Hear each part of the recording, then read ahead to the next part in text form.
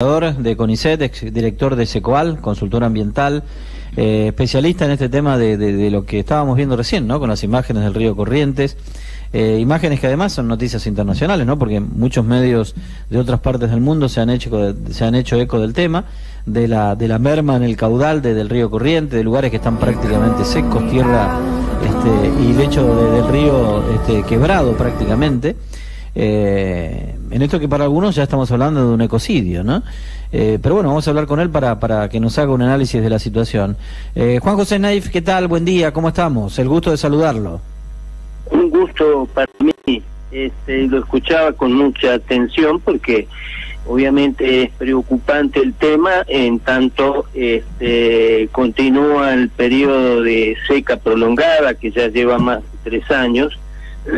Y estas lluvias que estamos teniendo no alcanzan para completar lo que es la capacidad de Iberá, que es el gran productor de agua del río Corrientes, ¿no es cierto?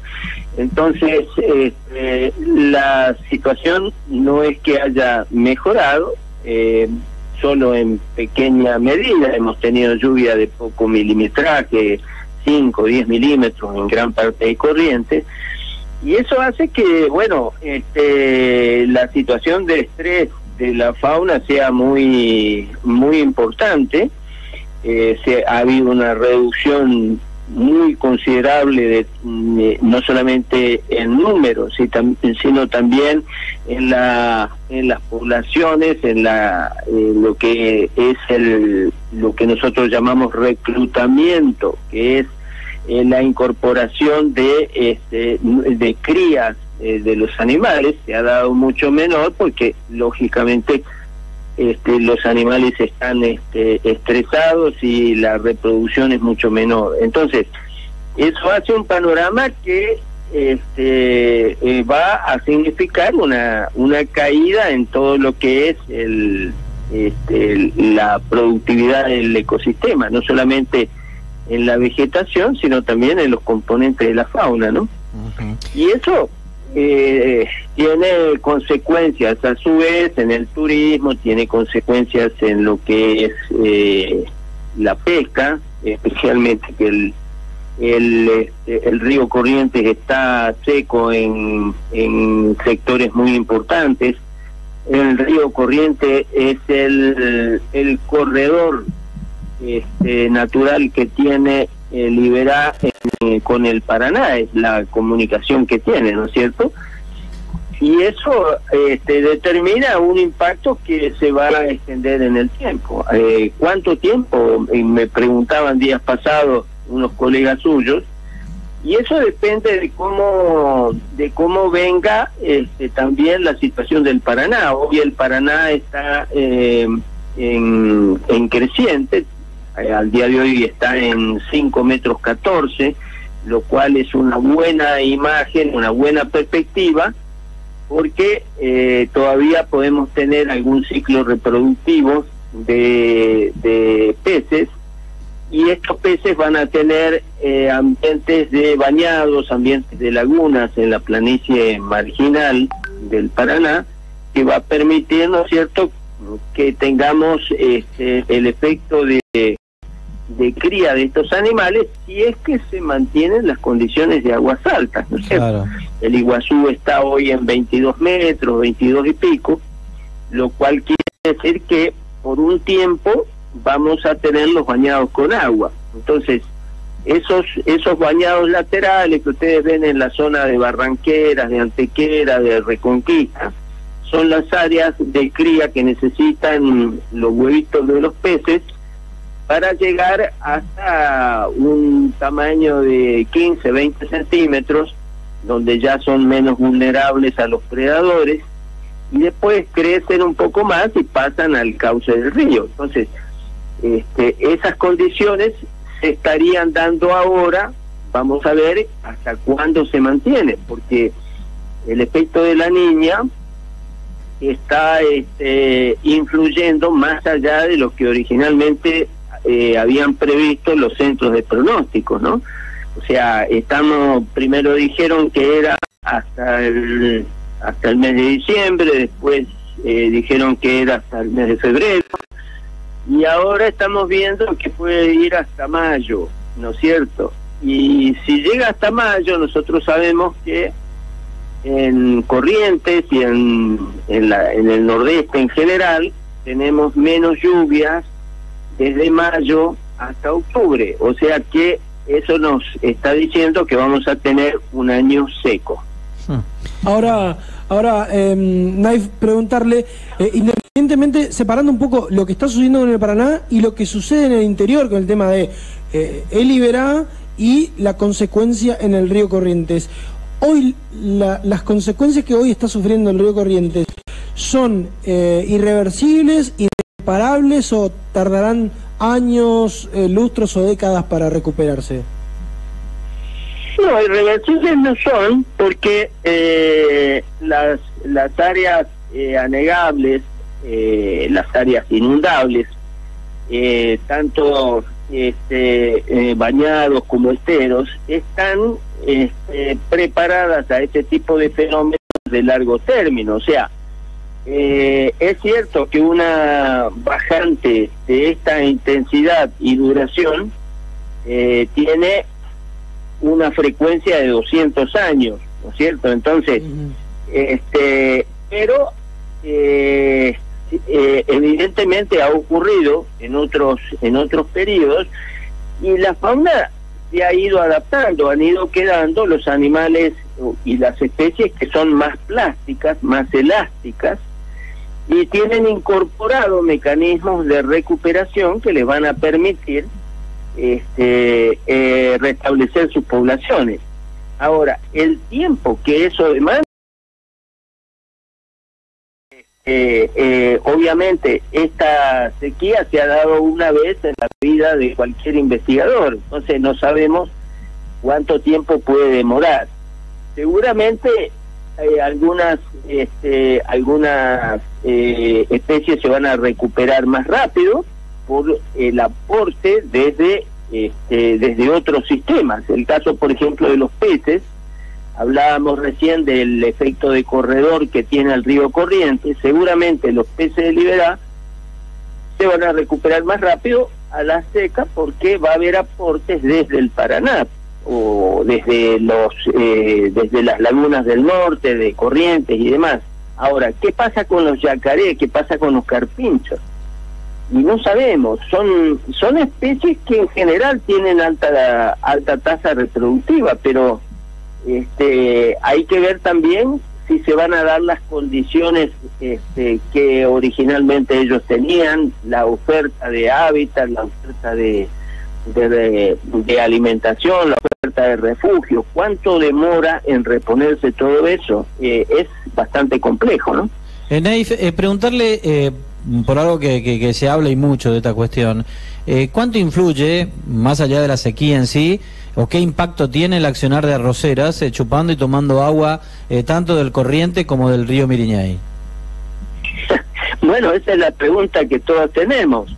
Sin duda, la actividad de arroceras se viene desarrollando desde comienzos del siglo pasado, ¿no es cierto?, en Corrientes, o sea que no es una cosa nueva. Lo nuevo es la situación que se ha dado en un periodo crítico, ¿no es cierto?, en el cual hay muy poquita agua, y algunos particulares han hecho abuso del uso del recurso. Entonces, hemos pedido que la Fiscalía de Estado averigüe cuál es el grado de abuso que ha ocurrido, si ha habido autorizaciones o no, con qué criterios se han dado esas autorizaciones, hasta dónde se ha vulnerado la normativa. Y bueno, si eso es de alguna manera digno de corregir, hay que corregirlo. Y si alguien ha cometido errores o ha cometido abusos, tendrá que reponerlos o resarcirlos, ¿no es cierto? Ahora pregunto, ¿no?, ante este cuadro de situación, ante una sequía que es prolongada, El tema de autorizaciones debería haberse restringido de manera importante. Es que, claro, yo sostengo de que no estamos preparados para resolver las crisis y las catástrofes. ¿Por qué? Porque toda nuestra normativa está diseñada para situaciones que llamaríamos normales. Pero, ¿cómo se debe proceder ante una situación crítica como es esta? O sea, no hay que dudar en suspender las autorizaciones, no solamente para uso del agua, las autorizaciones para la pesca en el río Paraná, por ejemplo. Se sigue exportando peces al día de hoy. Y es como si usted tuviera un enfermo anémico y le obliga a donar sangre. Entonces, el daño que se produce en situaciones en las cuales hay crisis de la oferta de un recurso es muy grande. Tampoco estamos preparados para resolver problemas en las inundaciones, o sea, salimos a poner murallas de tierra cuando está llegando el agua. Entonces, todo este tipo de cosas no se enseñan en los colegios, no se tiene en cuenta en la normativa en general. A los chicos les enseñan sobre el agujero de ozono, sobre la desertificación, y no les enseñan cómo dar cuenta de un incendio o cómo proceder ante un incendio, ¿no es cierto? O sea, son cosas, son faltas de adecuación de la gestión ambiental en su espectro más amplio a lo que son las situaciones críticas. O sea, cuando hablamos de gestión ambiental, hablamos de todo, hablamos de ustedes también, ¿no es cierto? Hablamos del periodismo, hablamos de la educación, hablamos del sector gubernamental, que tiene el compromiso de policía de cuidar los recursos de todos. Hablamos de una normativa que no es suficientemente elástica en estas situaciones. Entonces todo eso hace un panorama que nos afecte globalmente, en el cual estamos aprendiendo. O sea, no busquemos solamente culpables. Si hay que penalizarlos como se debe, pero con encontrar el culpable no hacemos completo nuestro trabajo. Nuestro trabajo es organizar un programa de gestión ambiental para resolver crisis, para resolver situaciones conflictivas, ¿no es cierto? Se está peleando por una ley nacional de humedales. Escúcheme, cuando salga esa ley nacional de humedales va a haber más conflictos que soluciones, porque no hay criterios suficientes para resolver situaciones en sistemas que son tan elásticos como los humedales. Imagínense que la laguna de Mar Chiquita, en Córdoba, en el año 1750 estuvo seca, completamente seca, y hoy tiene 6.000 kilómetros cuadrados, ¿no es cierto? Es un parque nacional. ¿Cómo va a delimitar la línea de ribera? ¿No es cierto? ¿Hasta dónde va a poner edificación? ¿Hasta dónde no? ¿Qué va a hacer con los humedales del Chaco, que son humedales en Resistencia? Usted tiene humedales urbanos. Entonces, va a ser lo mismo. Esa ley va a poder legislar en los desórdenes que se están cometiendo en el Delta, que vienen de mucho tiempo, y que lo vimos estos días pasados con el gran incendio ese que dejó sin energía a buena parte de la Argentina. ¿Esa situación tiene que ver con Corrientes? No, no tiene nada que ver. Claro, las realidades son distintas. Son realidades distintas. O sea, la potencialidad de los sistemas naturales son muy diferentes, para empezar. Una cosa son los lagos patagónicos, otra cosa son las salinas de Jujuy, y otra cosa es el Iberá. Y una cosa son los humedales urbanos y otra son los humedales rurales. Entonces, ¿qué ley van a hacer? ¿Cómo la van a reglamentar? ¿Cómo va a funcionar eso? Nos quieren decir de que van a crear un Fondo Nacional de Humedales. Ese Fondo Nacional de Humedales implica un impuesto que va a ser el 0,3% del presupuesto nacional. ¿Quién lo va a pagar? Todos nosotros. ¿Para qué? Para hacer un inventario. pues Corrientes ya tiene su inventario de humedales que está a la firma del Senado provincial. Entonces, es la misma la situación de una provincia en la cual hay un desorden total de sus humedales, el caso del Delta, el caso de Corrientes, donde desde hace muchísimo tiempo los humedales son protegidos. Hay 15.000 kilómetros cuadrados bajo la forma de parque o de reserva, pero a su vez hay una producción muy importante de arroz, de forestaciones, de ganado. O sea, los sistemas productivos, más allá de los desórdenes que estamos comentando momentos atrás con este abuso que habría por parte de algunos arroceros, el sistema productivo en Corrientes es un sistema importante y es un sistema exitoso, y que no ha significado la reducción de humedales. Tenemos problemas de algunos humedales en el área urbana. Hay que normalizar eso, hay que mejorar la normativa, pero eso es una cuestión de tipo puntual y un problema de una provincia que no se puede extender a todo. Entonces, ¿para qué vamos a seguir haciendo leyes que no sirven o que son incumplibles? Especialmente que los argentinos no estamos acostumbrados a cumplir las leyes. Entonces, lo que tenemos que hacer es mejorar el sistema de gestión ambiental. Y en eso implica que los contenidos en los colegios tengan que ver con los problemas de cada lugar, de cada provincia, de cada región, de que el periodismo tenga compromiso, como tienen ustedes en este momento, que están comentando temas que son de importancia para la provincia, que tenga un compromiso regional y local, y no que copien noticias que vienen del hemisferio norte y las masajen y las hagan verdades indiscutibles, como pasa con algunos medios de Buenos Aires, dicen medios nacionales. No, son medios de Buenos Aires. Y bueno, y que esas cosas las trasladen a la gente. Y también hay que revisar un poco la normativa en el uso de los recursos. Es decir, si yo uso el agua, tengo que pagar por el agua, porque eso lo tengo que incorporar en el precio del arroz o en el precio de la forestación o de lo que sea. O sea, hay mucha legislación hecha en los países que se puede adaptar, pero hay que revisar estas cosas. O sea, son cuestiones que de alguna manera nos impactan cuando estamos ante las crisis. Claro. Siempre muchas veces se olvida. Siempre de atrás, ¿no? Siempre corriendo de atrás, como usted nos contaba con el tema de las inundaciones, como bueno, claro, estamos viviendo ahora con el tema de la sequía, siempre de atrás. Claro.